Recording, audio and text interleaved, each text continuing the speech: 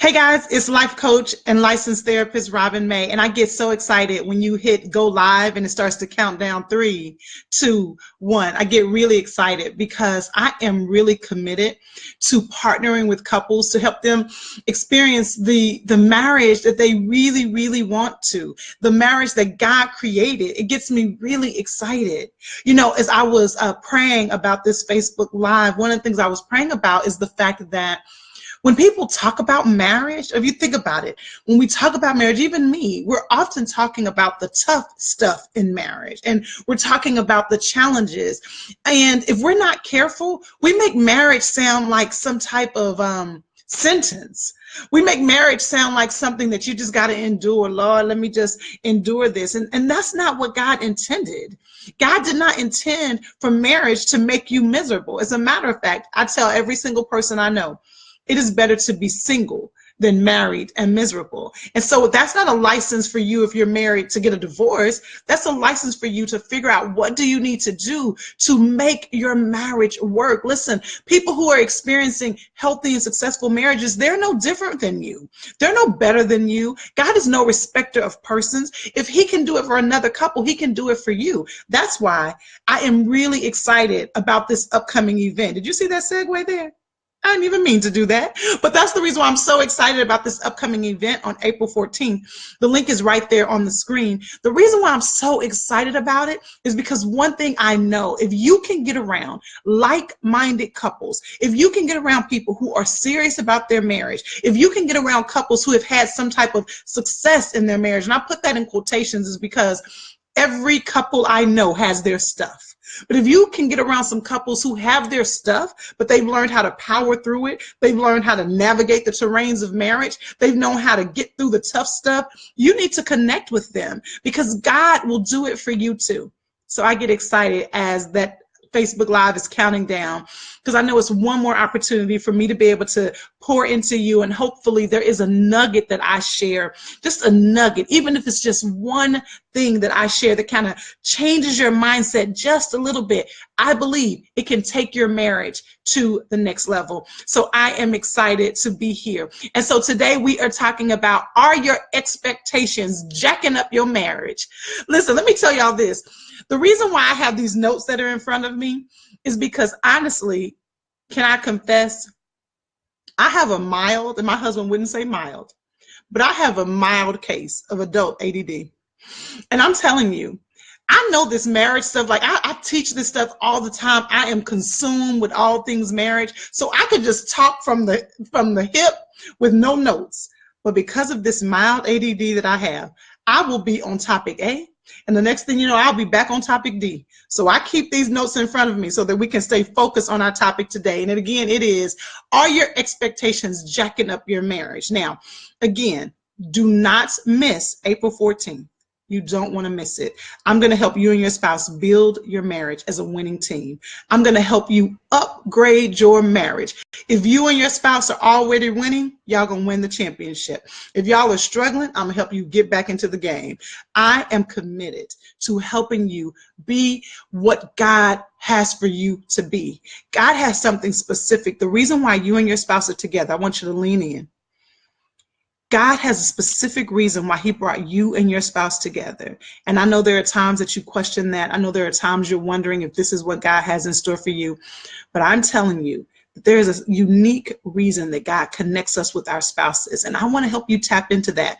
Most people don't even realize that there is a customized reason. I call it your unique couples quality, your UCQ. And I want to help you and your spouse discover that. So click the link, go to IBelieveInMarriage.com/winning team. All right, let's dive into this content. So I'm going to help you and your spouse discover, are your expectations jacking up your marriage? And for people who know me really well, like who really know me, they know the fact that I'm using jacking up. That might as well be a curse word for me. I would normally say, are your expectations messing up your marriage? But I am intentionally saying, are your expectations jacking up your marriage? Because this is more than just messing it up. It will tear it up. Expectations can tear up your marriage. And actually, we all have expectations in life, period, that might be throwing us off a bit. My husband preached a sermon this past Sunday, and he was talking about how we have these expectations from God. And if God doesn't do what we expected him to do, we get frustrated with him, we turn away from him. That happens in our life, but it definitely happens in our marriage. We come into our marriages with these expectations, and if we're not careful, if those expectations are not met, our marriages will be jacked up. So during this Facebook Live, we are going to talk about what are expectations. What is that? We're going to talk about where do our expectations come from. We're going to get into the 3 most dangerous expectations. You don't want to miss that. The 3 most dangerous expectations. We're going to talk about what happens when our expectations are not met. I'm going to break down for you exactly what happens when your expectations are not met. And then we're going to talk about how do you handle that? How do you rebound? How do you get through the valley if your expectations are not met? Okay, so that's a lot to cover, so let's dive in. So first, I said we're going to talk about what exactly are expectations. So let me just give you a basic definition. Let me tell you, just this one definition is going to help you understand why your expectations may be jacking up your marriage. Listen to this.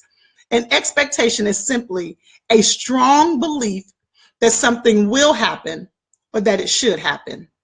Expectations are a strong belief that something will happen or that it should happen.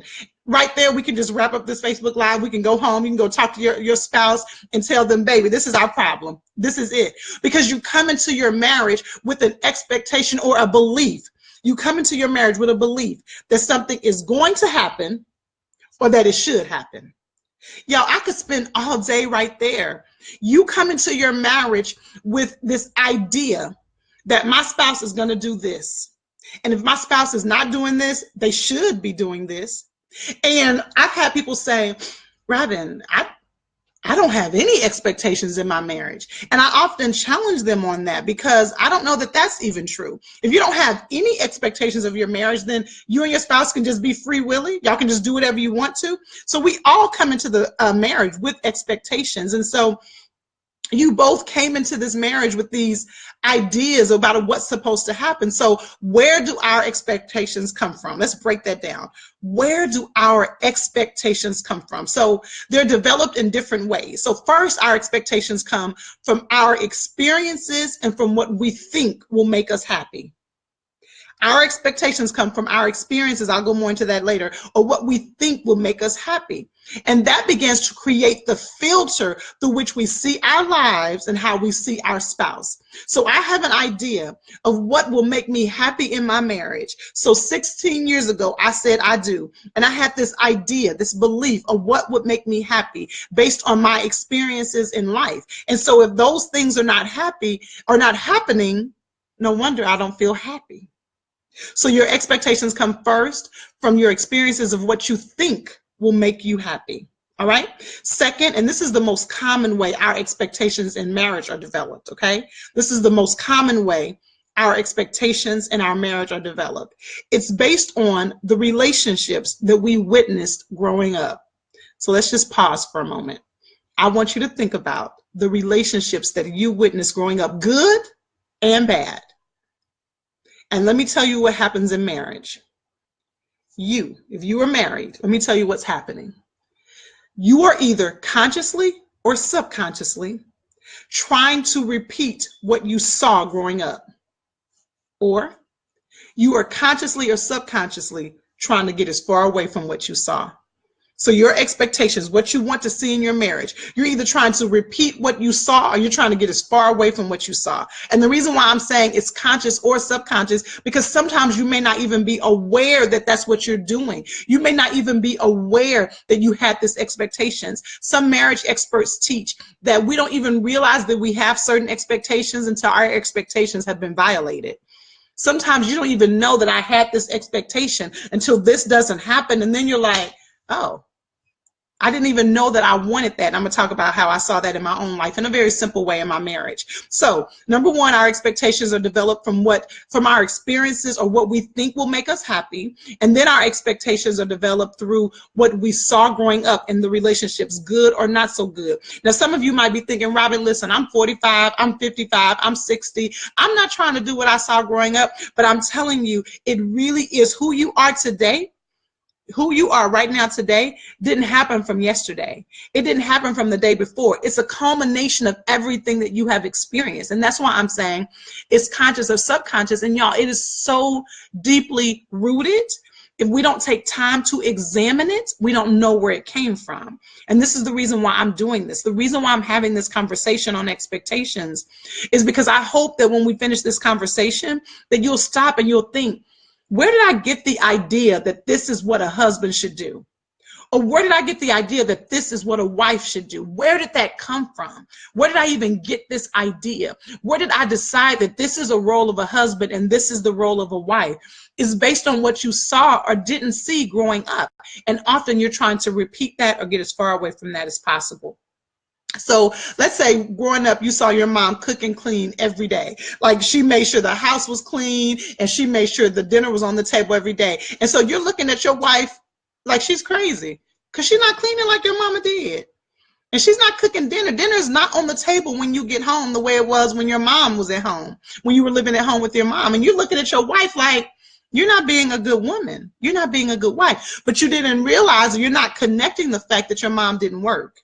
And so she was able to clean and cook in a way that was at a certain level, but your wife has a full-time job. But you're not even connecting the fact that you had this expectation, but you didn't think about the circumstances through which those expectations were birthed. Are you with me? Or one of my good girlfriends, I hope she's not watching, but I won't say your name. One of my good girlfriends said that she grew up seeing her grandfather put gas in her grandmother's car every single time it needed to have gas. Like she never saw her grandmother pumping gas. Her grandfather always did it. So the moment she had to put gas in her car, now listen, her husband, whenever they were together, he would jump out of the car and put the gas in. But she didn't understand why her car would ever get on E and he wouldn't go take care of it, because that's what she saw growing up. And so she just expected that that's what men do. So again, your expectations are birthed from what you saw growing up. Okay. Let me give you another example of how our expectations are developed. Sometimes our expectations are developed from negative experiences that we don't want to repeat or that we don't want to become our reality. And I'm going to tell my own business right now. So again, expectations are sometimes birthed from negative experiences that we don't want to repeat, or we don't want them to become our reality. So let me tell you an example. So my husband and I had been married about, let me think. We had been married about, we're 16 years now. We had been married about 12 years, I think. Or maybe let's say 12 years when he became the CEO of our county. He's the pastor now, but when he became the CEO of our county, we had been married about 12 years then. I think we're 16 years now, so about 12 years. And when he first became installed, let me tell you, I was preparing in my mind what I wasn't going to be. I was preparing in my mind, I know you got this high position, and I know you somebody.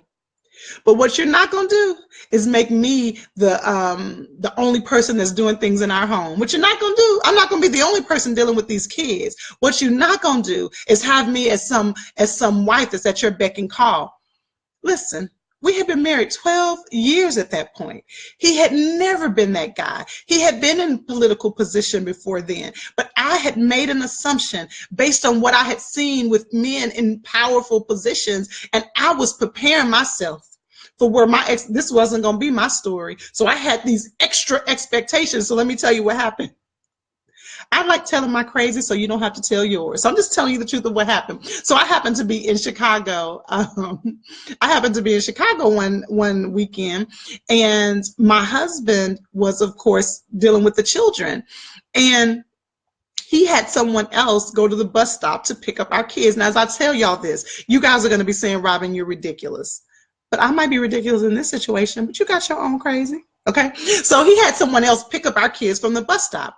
But again, remember, I have these expectations of what I think could happen because he's in this role. Y'all, I was so angry that my husband wasn't the one who picked up our kids from the school bus, because I had decided he was passing off his responsibilities to someone else because he was too busy being the CEO. And I was livid. I was livid. I'm like, oh, because I'm out of town, you got to have somebody else pick up our kids. You can't be responsible for our kids because you got this big time position now. And all of that was based on these expectations of who I didn't want to be and who I didn't want him to make me into, based on what I had seen in the past. And thank God I had some accountability and some people put me in check, and I got my attitude together. Again, that's why you need to come to our event, because we're going to make sure you have some people in your life too who can hold you accountable. All right, so we're talking about where do our expectations come from. And we said that they can come from things that we think are going to make us happy. They can come from things that we saw growing up. It can come from negative experiences that we don't want to repeat or we don't want to become our reality. Our expectations also come from our perceptions. Now, I teach often about core beliefs, and I don't have time to go into it real deep right now, but let me just tell you this. Your core beliefs, I'm getting text messages as I'm on this call. Your core belief, as I'm on this Facebook Live, your core beliefs are governing your entire life. We have core beliefs about everything in our lives. You have core beliefs about church. You have core beliefs about women. You have core beliefs about men. You have core beliefs about raising children. You have core beliefs that are dictating every area of your life. And your core beliefs also influence your expectations. So let me give you an example of core beliefs. I have a core belief that if the wife works, then the husband works. Right? Like, that's just a core belief I have, that if the wife gets up and goes somewhere in the morning to work, the husband gets up and goes somewhere too. I have a core belief that the husband and the wife should be engaged in raising the children.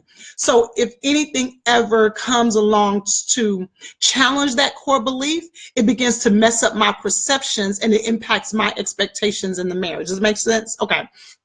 So I want you to know that you have core beliefs as well that are funneling what you expect in your marriage. Now, I can't tell you what your core beliefs are, but you have to take time to figure out, what are my core beliefs? Where do I get my world view from? And then you have to understand that that is what's fueling what you are expecting to happen in your marriage. Some of you have a core belief that a husband or a wife should be supportive of her husband and his dreams. And the moment it seems as if your wife isn't supportive of your dreams, it begins to create a disconnect, because you have this expectation that she would support your dream, and that expectation came from your core belief. Are you following with me on that? And so this is why you have to figure out what your core beliefs are, so that you can figure out, is it governing or dictating your expectations in marriage? All right? So I know that's enough to process, and so you'll have access to this video. I always upload the videos to my YouTube channel, and that is youtube.com/RobinMayOnline. Or you can always come right back here to the I Believe in Marriage Facebook page, because I want you to look at that again, because that's something you really need to take some time to process. All right, so we talked about what are expectations. We've talked about where our expectations come from, but now I want to share with you 3 very dangerous expectations. 3 very dangerous expectations. Number 1, this is self-explanatory, so I'm not going to go into this long, but the first dangerous expectation is simply unmet expectations. It's dangerous. When you have an expectation in your marriage, and that expectation has not been met, that is a dangerous recipe in your marriage. So 3 dangerous expectations, unmet expectations. Number 2, unexpressed expectations. You are just assuming that your spouse should just know what you need. You are just assuming that your spouse should just know what you want, and you haven't expressed those expectations. And many people are walking around bitter and angry, and they can't figure out why. They're walking around bitter and angry, and they can't figure out why. They're trying to figure out, why am I not feeling connected to my spouse? It's because you have an unmet expectation that you haven't verbalized. And lately I've been hearing this even more. I have a communications training that people can invest in. And within that communications training, I have a bonus session that's called the 4 myths of communication in marriage. And one of the myths, I'm going to give you a sneak peek. One of the myths is that people often say, I shouldn't have to tell my spouse. I shouldn't have to tell them what I want. They should just know. And that is so dangerous. How would they know if you don't tell them? They would be basing their idea of what you need, maybe based on what they've heard you say over time, but if not that, it will be based on what they heard from someone else, and you want them to meet your needs. And so unexpressed expectations are really dangerous in your marriage. Now, remember I said that sometimes you don't realize you have an expectation until that expectation is violated. You won't know that, and violated is a strong word, until the expectation is not met. And then you might say, gosh, I had this expectation. So here's another example. Again, I'm sharing my crazy, so you don't have to share yours. So this was very early on in our marriage. I didn't even realize I had this expectation, but I would be hanging out with my girlfriends. Let's say I'd go out with my girlfriends. We're having girls' night. And I would, let's say it's 8, or realistically more like 10. If I tell the truth, more like midnight. And so I'm out with my girlfriends, and the rest of the husbands are calling, checking on their wife, or the boyfriends are texting their wife like, baby, you good? And I'd be looking at my phone like, is this on? Is this thing on? Because my husband wouldn't have called and said, now if it's midnight, he's going to call by then. But if it be 9 or 10 o'clock, he wouldn't have called. And I was confused. And so I would get so upset, and I would be so hurt. And I would feel like, you basically don't even love me. Like, you don't care where I am. I could be out anywhere. You don't care. Where did that come from? Well, I knew that that's something my dad would have done. My dad would have been calling saying, baby, where are you? Baby, where are you? That's what my dad would be doing with my mom. And so I didn't even realize I had that expectation, and that it was formulating what I understood as love and covering. And because my husband wasn't doing it, I was feeling hurt and disappointed. Well, as we began to talk about that over the years, and it wasn't talked about in a calm way, because I would come home like, see, you know what I'm talking about? You don't even care anything about. I would come home with all of that, and then we get into an argument. But what we later discovered as we continued to work through it is that my husband lives on Positivity Lane. Like, they need to create a highway that says positivity and then have his name right under it, because that's where he lives. And so he would just be assuming you're having a good time, nothing's wrong. I want you to have a good time. I don't want you to think that I'm checking on you or that I'm trying to control you, because you don't like being controlled. So I'm gonna let you have a good time. Then if it gets too late, then I'll check on you. It was coming from a good place, but because of my expectation, I was receiving it totally different. And because he lives on Positivity Lane, he couldn't understand why I wanted him just to call and check on me. And so now, because he knows that's something that makes me feel good, he will, it never fails now. If I'm out with my girlfriends, now he does it to be funny. It'll be 8:30. He'll be saying, texting you to see if you are okay. So we're able to joke about it now, but he still does it because he knows it makes me feel good. So again, I didn't even know that was an expectation until that expectation was violated. Does it make sense? Okay, so we talked about unmet expectations are dangerous. Unexpressed expectations are dangerous. Here's the third one. I told you I was going to share with you 3 expectations that are dangerous: unmet, unexpressed, and here's the third one: unrealistic expectations. Unrealistic expectations are so dangerous, and that's based on something maybe that we've seen on TV or something we've seen in the movies, or even something we've created in our mind. It's kind of like Cinderella waiting for the prince to swoop in on his white horse and scoop her up and save her from her life. And so you have this fantasy world about what marriage is and what it is that you want. And that sounds more just for women, but men can have some unrealistic expectations as well. Maybe your expectation is that you and your spouse will never argue. I was working with a couple recently, and the husband told me that he just doesn't, he said, I don't like to argue. He said, because I grew up with that. And so for me, if me and my spouse are arguing, that's a problem. And he said, so I'm expecting that we don't have arguments. Well, that's an unrealistic expectation because couples are going to have challenges. Now, it doesn't have to equal throwing things in the house, cursing each other out, having to call the police. It doesn't have to get to that degree, but you're going to have a disagreement. So that's an unrealistic expectation. It could be that your expectation is that my spouse will always understand me. That is an unrealistic expectation. Ladies, you know he can't always understand you. You know the way we think, the way we process, can't always understand our crazy. And fellas, quite frankly, we don't always understand you. So if that's your expectation, that's unrealistic. Maybe your expectation is that you're going to spend all your free time together. Whenever you guys have free time, it's always going to be dedicated to each other. That could be an unrealistic expectation.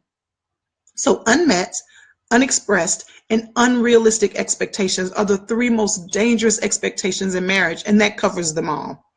That covers them all. If we have not sat down and outlined what are the norms for our marriage, what are the ideals for our marriage, what is the vision that we have for our marriage, what is okay in our marriage. Like, for instance, my husband and I have nuances in our marriage that work for us but wouldn't work for another couple. So when I'm working with couples, let's say I'm using an example from my marriage, I will often say, now listen, that works for my marriage. You have to figure out what works for your marriage, because we all have the norms in our marriage, but we have to sit and discuss that and understand that. And so if you have unmet expectations, unexpressed and unrealistic expectations, let me tell you what's happening in your marriage, okay? Let me break down what happens. I normally have a diagram for this, but I'm just going to break it down for you right now. I want you to see this. So I'm going to use this pen and this marker. So these are your expectations. You come into marriage with these expectations, but then this becomes your reality. So these are your expectations and this is your reality. And when these two are not connected, when they're too far apart, you have expectations and you have your reality, but they are not meeting one another. Your expectations are not being met and you are starting to feel a disconnect. And this is what happens. There's a separation. And what happens in this gap right here, is that it is filled with hurt, disappointment, anger, frustration, sadness, unhappiness, because there's this huge gap between what I expected with what I'm experiencing. I want you just to think about life in general. I want you to think about, you expected this opportunity at your job. You didn't get the opportunity. So now what are you feeling every time you go to work? You expected that your child would be doing this, but your child is doing something totally different. How are you dealing with those feelings? You expected that God would do this, but God hasn't done that. What happens with your prayer life? It's the same thing that happens in our marriage. We have, let me use the right thing, we have expectations and then we have our experience. And when our expectation is too far from our reality, it creates a gap. And so what do we need to do? We need to figure out, how do we bridge the gap? I have these expectations. This is my reality. It's too far apart. It's creating a gap.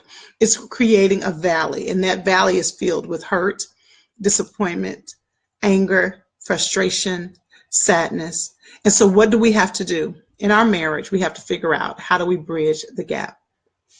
So I want to tell you how I have worked with couples to bridge the gap.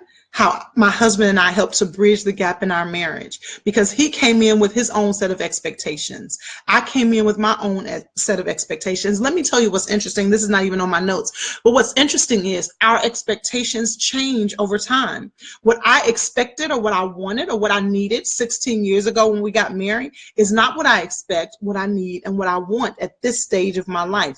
When we first got married, we were in our 20s. We didn't have a home yet. We didn't have any children, but now on this end of our journey, we have children, 3 of them. We have a home. I'm a different woman than I was then. And so my expectations of what I need in marriage are different. And so if we don't take time, that's again why I want you to come to the couples event on April 14th, because I am giving every person who comes free access to the couples playbook where you and your spouse are going to build a strategy for your marriage, and you're going to have a template that you can use that's going to breathe and grow with your marriage, so that you'll realize what was happening in year 5 of your marriage is not working in year 15, and what's happening in year 15 is not going to be working in year 20, but you need to have something that's guiding you along the way. And that's what we're going to do at the couples event. So what do you do? What do you do when there's this huge gap between what I expect and what I'm experiencing? You have to bridge the gap. So how do you do that? Number one, this is going to sound super simple, but you got to be honest with yourself. You have to be honest with yourself. You got to tell the truth when expectations aren't being met by your spouse. A lot of times we bury our head in the sand and we try to pretend something isn't happening. And as long as you ignore it and as long as you pretend it isn't happening, the gap is only getting wider. One of the things I have discovered is that marriage, there's no such thing as standing still. We're either drawing closer together or we're growing apart. We're either growing closer together or we're growing apart. And so if you're not honest, if you just try to ignore it and pretend it's not going on, then it's going to create a problem in your marriage. When people come and see me for marriage counseling, and if any of my clients are watching this, they'll know this to be true. I'm often taking a deep breath because they can come in laughing. And I know by the time I take my my shovel, or what's a better analogy? I take I don't know, my hammer, and I start digging down or digging deep into the marriage, pointing out things, they can leave feeling a little bit like, we came in laughing. But the reality is that it hurts first, but it's going to get better toward the end. But we got to dig up all of that stuff. And so first, you got to be honest with yourself. You don't have to come to your spouse and say, let me explain something to you. That's what women do. Fellas, that's what the ladies do. We say, maybe that's just what I say to my husband. I say, let me explain something to you. I'm not telling you to do that at first. I'm telling you to be honest with yourself. And the reason why this step is important, I want you to hear me. The reason why this step is important is because you have to make sure that you're not projecting your personal life dissatisfaction onto your marriage. This is the reason why you got to be honest with yourself first.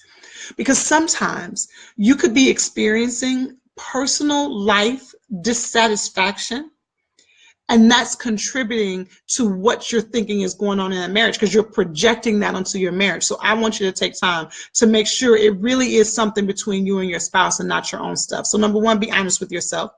Number two, you need to identify, where did those expectations come from? So you're saying, yes, Robin, it's not my stuff. Well, it's always our stuff. But you're saying, no, I'm not projecting my issues. I really had this expectation in my marriage, and this is not being met. My second question to you would be, where did those expectations come from? Where did those expectations come from? Where did that ideal of that's what's supposed to happen in your marriage come from? And sometimes you will begin to see, oh, this is just what I saw growing up, or this is what I thought it was supposed to be. And you can begin to evaluate and make sure that this is a healthy expectation for your marriage. So number one, be honest with yourself. Number two, identify where those expectations came from. And then number three, have you communicated this expectation to your spouse? Sometimes we are angry and mad about something that we haven't even told our spouse. I call it pre-mad. Have you ever gotten pre-mad? I get pre-mad sometimes, and I have this whole conversation with my husband in my head that he doesn't even realize I've had. So by the time I talk to him, I'm just waiting for him to say the right thing so that I can go into my conversation. Many of you are pre-mad. You haven't even communicated this expectation to your spouse, and so they are being held to something that they didn't even know about. They're being held to something they weren't even aware about. And just because something was your experience, and you're saying, but Robin, everybody should know this. Every husband should know he should be doing this. Every wife should know she should be doing this. Remember, expectations is a belief that something should happen or that it would happen. And so you're thinking everybody thinks this way, but your spouse might have had totally different experiences than you. And so you have an expectation that you haven't even communicated, and it is unfair to hold your spouse accountable to something you haven't shared with them. So number one, have you been honest with yourself? Number two, where do the expectations come from? Number three, have you communicated the expectation? Number four, if you've done those three things, is this expectation a deal breaker? Now let's talk about deal breakers for a minute. Let me tell you something. You can't have 15 deal breakers. That's just too much. Some of you say, because if he's not making 6 figures, that's a deal breaker. If she's not having sex with me every night, that's a deal breaker. You cannot have 15 deal breakers. I want you to understand that it is important to set boundaries in your marriage, but boundaries are not there to set control. Boundaries are important in your marriage. If you don't believe me, go to Google, put in boundaries in marriage, and order the book that comes up. You got to have it if you don't understand expectations in marriage. So even in marriage, boundaries. Even in marriage, there are boundaries. And so you want to be clear about your boundaries, not in an effort to control, but just to know, you know what, this is a line that's just not crossable. And so you got to ask yourself, is it a deal breaker? And then number 5, how can you adjust your expectations? So remember, you have these expectations, this is your reality, and there's this big gap. We're talking about how do you bridge the gap? You bridge the gap by first being honest with yourself. Second, you identify where the expectations came from. Third, you have to make sure you've communicated the expectation. Have y'all discussed it? Number 4, is it a deal breaker? And then number 5, can you adjust your expectations? Let me tell you about adjusting. You and your spouse need to create your own house. Can I give that to you again? You and your spouse need to create your own house. Many of you are trying to duplicate houses that you've seen. And when I say house, I mean marriage. You're trying to duplicate marriages that you've seen. And so you're coming into your marriage saying, this is what should happen, instead of the two of you adjusting your expectations to create your own reality. I want you to be willing to adjust your expectations.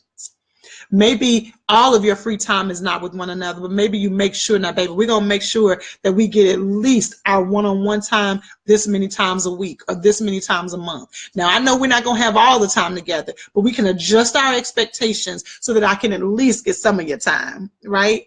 And maybe you say, I thought, husbands, you might say, I thought when I got married, this was going to be going down every single night. And your wife could be saying, no, I never knew that. How can you guys adjust the expectations, okay? So again, we have covered a lot during this time. Let me see if I can recap. So we've talked about what expectations are, where do expectations come from, the 3 most dangerous expectations, what happens when our expectations are not met, and how do we bridge the gap when it has been too far apart. So you guys, I hope that helped you. I want you to look at this video again. It'll be right here on the Facebook page, or you can go to youtube.com/RobinMayeOnline and it will be there as well. Make sure you share this video on your page and tell everybody that this is must watch Facebook. Do not miss our April 14th gathering. Go to IBelieveInMarriage.com/winning-team. IBelieveInMarriage.com/winning-team. We will be there on April 14th, and I would love for you to be there with us. I will see you guys actually on Friday. Talk to you soon.